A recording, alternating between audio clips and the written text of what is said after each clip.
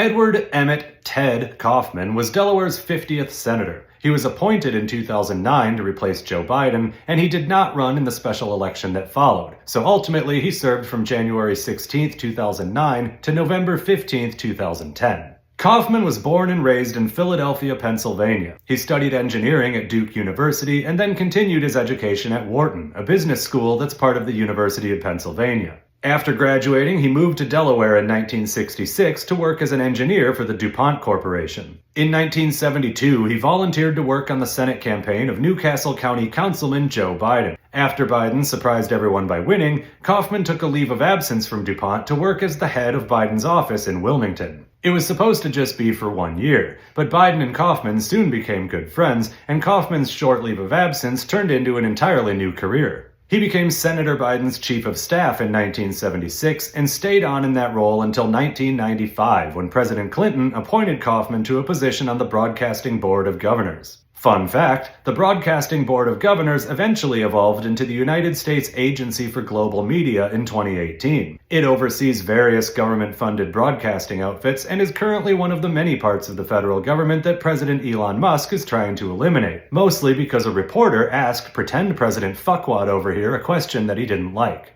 Anyway, Kaufman spent 13 years at the BBG and resigned his position in 2008 in preparation for his appointment to the United States Senate. Joe Biden won the Senate election, but he was also elected vice president. But instead of declining his seat, he announced right away that he would start his term and then resign, allowing Delaware Governor Ruth Minner to appoint a replacement right away. That would make sure that Delaware didn't have an empty Senate seat for 2 years until the special election.